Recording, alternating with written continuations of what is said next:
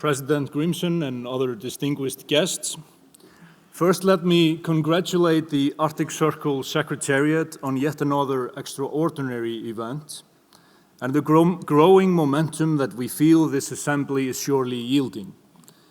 In addition, I want to extend my gratitude to the organizers for giving tourism the center stage here today, as I believe, as has been voiced by other speakers, that tourism will gain significant momentum in the overall development of the Arctic in the years to come.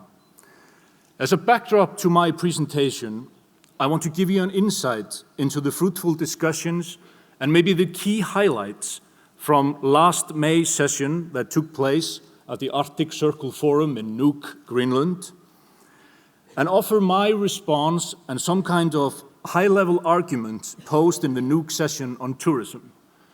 I plan on spending the better half of the next 10 minutes or so doing so. Cooperation is critical in building sustainable tourism to the benefit of the local communities in the Arctic. And this has been voiced by many speakers throughout the sessions around the building yesterday and early morning. This was especially highlighted and underlined by the chair of the Inuit Circumpolar Council in the opening session in Nuuk, Greenland. Her overall message was this: cooperation will remain the key for success in the Arctic, and tourism has to leave a positive and lasting impact on the communities. In my presentation, cooperation will be the lens in which I will evaluate ongoing efforts that I believe are worthwhile at facilitating growing sustainable tourism in the Arctic. But first, to establish my presence here today, and more importantly, my relevance to today's discussion, let me offer a brief introduction to Icelandair Group and how our operations are an integral part of life in the Arctic region. The gist of it is this: Iceland's unique location between Europe and North America is the key to Icelandair's hub-and-spoke network. It connects roughly 27 cities in Europe to 17 gateways in the US and Canada through Iceland's hub in Keflavik. The network is based on a 24-hour rotation with morning and afternoon connections in Iceland, back and forth between Europe and the US, with Iceland as the center aviation hub in the middle. And this is how it goes 365 days a year. The significance of this route network in the development of the Arctic cannot really be underestimated. For example, the far eastern frontiers or western frontiers of Alaska can be seamlessly connected to the eastern ones, through Iceland and onwards, for example, to Helsinki, and from there onwards to the Far East. This route network will continue, in my mind, to act as a catalyst for specialization and freer movement of capital going forward.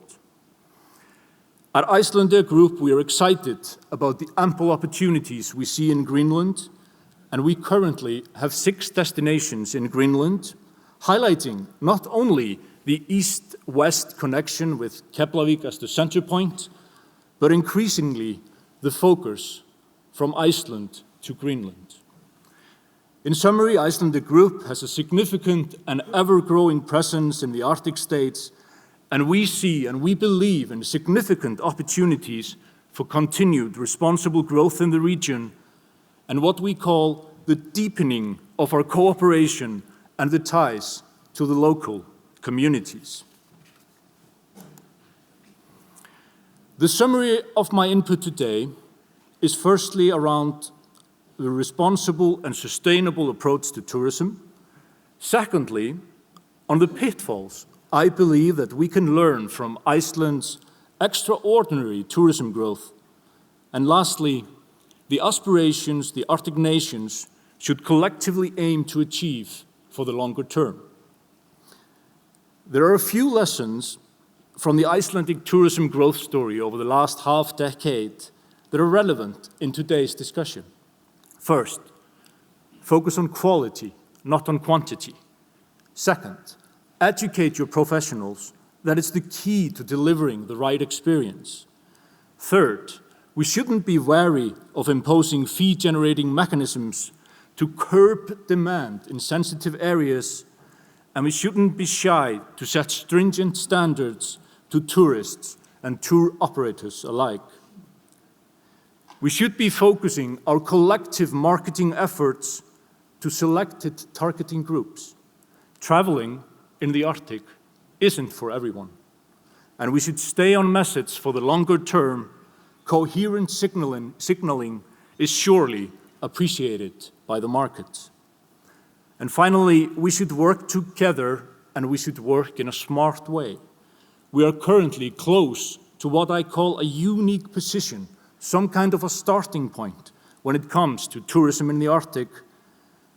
We have the ability to paint our vision, our strategy, our marketing efforts, and destination planning as a relatively unpainted canvas. To me, this is a great advantage. And in other words, we can control the development, and the development should be based on a cooperative approach. The second part of my contribution here today has to do with that cooperation angle. Many of the speakers have discussed the focus on Arctic cooperation, and this was evident in the opening session yesterday.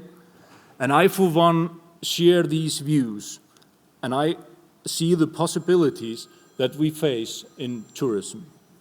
As a backdrop to these changes, as has been mentioned here earlier today, we can see the extraordinary changes that have taken place in the Icelandic economy over the last half-decade, where tourism and aviation has become the single most important pillar of the economy, as the number of tourists, and listen carefully, has more than doubled since the first Arctic Assembly took place here in Harpa only 3 years ago.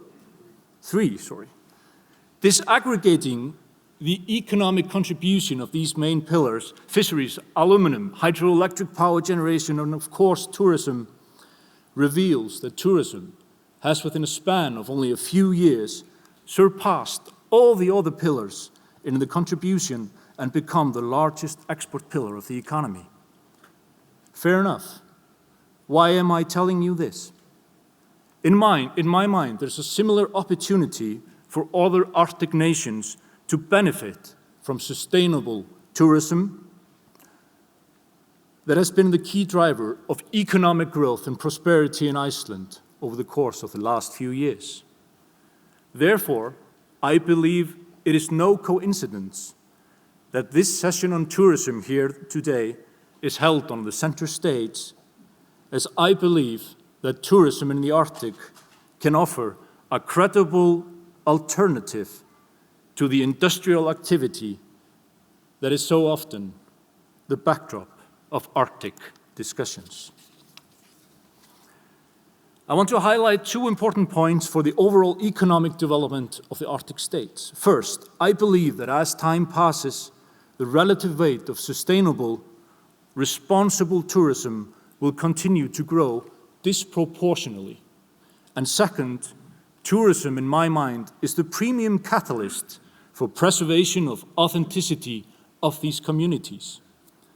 Let me expand. The gist of it is this: responsible Arctic tourism allows visitors both to appreciate and to respect Arctic nature and cultures, and provides additional income to local communities while allowing them to preserve their traditional lifestyles. For example, the World Wildlife Fund's approach of laying out the first Arctic-specific guidelines for tourism is surely a step in the right direction, as will probably be discussed in the next plenary session here with the World Wildlife Fund. In my mind, this brings us to the two-sided relationship that is tourism in the Arctic. Tourism acts as a catalyst to preserve the way of life of the indigenous peoples of the Arctic region. And in tourism, there's a premium being paid for authenticity, and tourism can surely be that balancing act with the increased industrial activity mentioned before in the Arctic region. The long-term trend cannot be denied, and in tourism, that is preservation and increased focus on sustainability, and more importantly, tourism gives the tools to the locals to market their products to a wider group of people, strengthening and therefore fostering the local communities. And here's a wild and completely uncensored idea. Why not use this assembly here today as the starting point, a discussion point between those operating in tourism in the Arctic for developing a treaty for sustainable tourism in the Arctic, something that we can work on over the course of the next year and hopefully report back in the next assembly. All of those in favor, please raise your hand.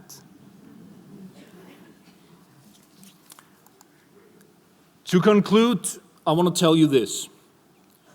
With aging and more agile populations in Europe, the growth of the Asian middle class, and just changing travel patterns in general, the demand for Arctic tourism is expected to grow disproportionately going forward.